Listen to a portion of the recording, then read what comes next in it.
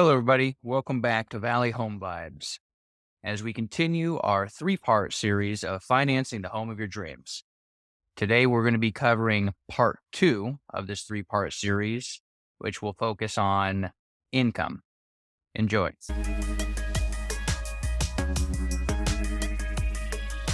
Before we get into it, let's cover the real estate and mortgage markets. Kevin, what's going on in real estate right now? Hey, it is going pretty well so far. Let's get into those numbers and discuss where we're at for this part of November. Yes, first week of November. Monthly median sales price, we are at 4,990 for the greater Phoenix area. It's still ticking up a little bit, so that's encouraging. And more specifically to the Buckeye, Goodyear, and Litchfield Park area, we are at $435,000 median sales price. That one is also still ticking up, trending in the upward direction.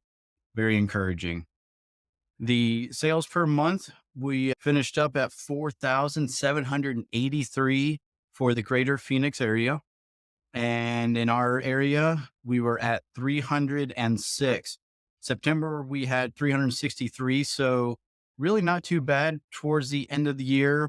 It's an expected slowdown before the holiday season, but nothing to have a concern over. Cumulative days on market for the greater Phoenix area, we're at 53 days. That also is a little lower than last month. So things are still going a little bit quicker, not by much, but they are moving along. And for us and the Litchfield Park, Buckeye, Goodyear area, we are at 61 days. That is a tick higher than September, but only by an average of 3 to 4 days. So it's really not a big change at all, but things are still moving. Transactions are still happening every day. And we are moving right along towards the end of the year. Very nice. That would be the update for us where we're at. Let's move on to income now. And this is the most important of those three legs of your credit profile. Typically, an underwriter is going to do a 2-year look back. We're in the year 2023. They are going to be looking at obviously year to date, but they're going to also want to look at your finances for 2022 and 2021. Your loan officer will typically ask from you upfront for 2 years of W-2s and 1 month of your most recent pay stubs. So the 1 month of your most recent pay stubs will give them that year-to-date income that you have all the year-to-date data. And the W-2s will reveal your income, obviously, for the full 2 years past. Now, the types of income matter. Salary, and these are some old guidelines that are in place, and a lot of them are not progressive, but it comes down to risk. And they do judge salary versus hourly wage earners differently. Salary, because it's fixed, doesn't matter if you work 30 hours a week, 40 hours a week, or 50 hours a week. Your salary, what you get paid, is going to be the same. So that's a reliable metric for underwriters. They can calculate what you qualify for. If you're qualifying, they're going to be able to say, yes, nothing changes here. It's not variable. This is a reliable metric to look for consistency and stability of income. You could edit that out, right, Logan? Okay. I want to get into income or wage earners, early wage earners. Early wage earners, difficult to pinpoint for underwriters. Yeah, they get variable. They do. They call this variable income. If you work at Amazon and you're going into, say, the busy holiday season, you may be getting 50, 60 hours in a week. You're getting tons of overtime. And then all of a sudden the new year hits and you're getting maybe 30 to 35 hours. For an underwriter, this is a hard thing to gauge. They're usually going to take an average, and that's how they'll calculate your income. But it won't be as stable as, say, a 40-hour work week that's consistent, or even a salaried worker, a full-time equivalent of 40 hours. So that's important to know. Are you a salaried worker, or are you a hourly wage earner? Now, a lot of folks don't realize that You don't necessarily have to work for 2 years in order to qualify for a mortgage. You can use future income, as we call it, with and using an offer letter.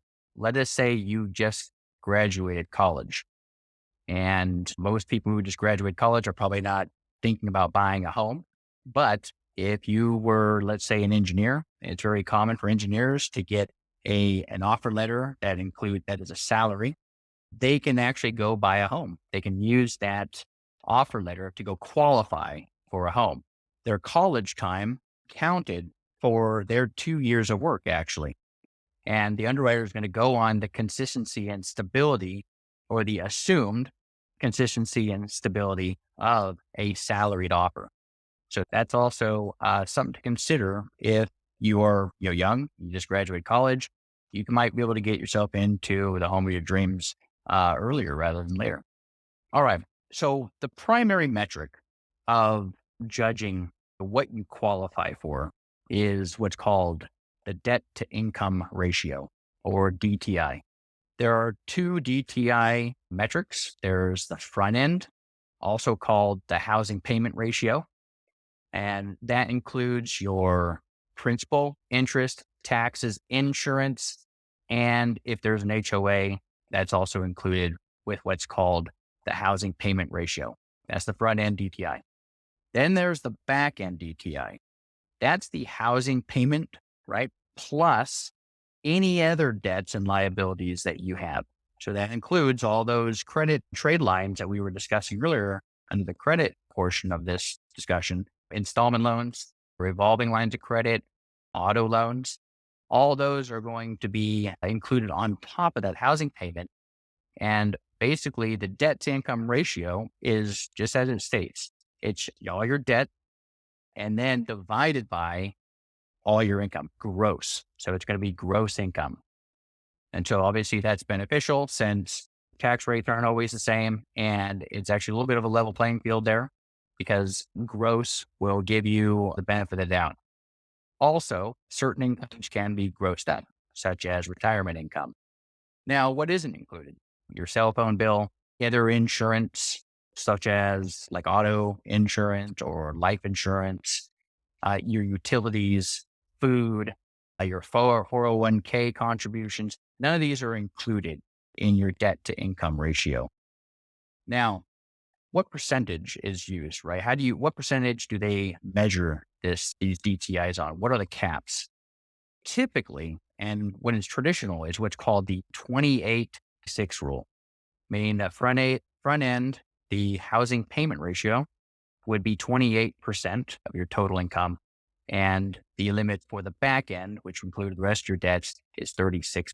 So that was a traditional ratio that was used. But today, because your mortgage takes up such a large portion of your income, the DTI caps have been increased. Fannie, Freddie, FHA, they all have increased caps on DTI. So conventional is typically 45%, and they'll go up to 55%.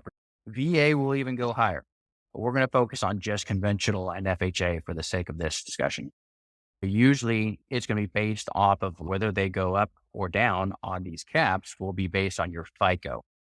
So for instance, the optimal FICO to have a higher, say, DTI, or one of those higher caps of the DTI would be a 680 FICO.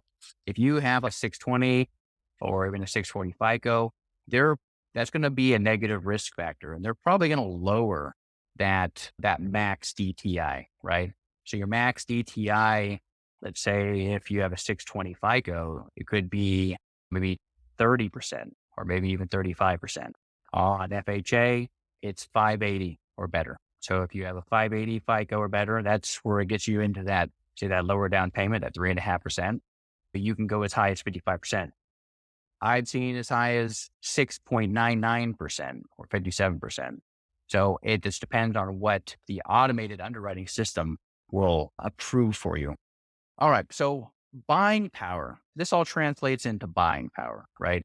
If you've got a higher DTI, a higher max DTI, the higher the payment, right? We can assume that equals more debt and liabilities that you can include as a percentage of your gross income. What does buying power look like on a conventional loan versus an FHA loan? Obviously, with a conventional loan, you can go up to your housing payment plus all your debts can be 45% of your income. Now, on FHA, it's 55%.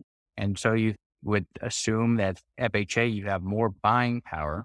And that would be true in most cases until you include what's called mortgage insurance. Typically, there's going to be a calculation that has to be done, and you kind of see where the cost benefit is. But typically, FHA is going to have a higher mortgage insurance premium than, say, the private mortgage insurance that you will be paying on a conventional.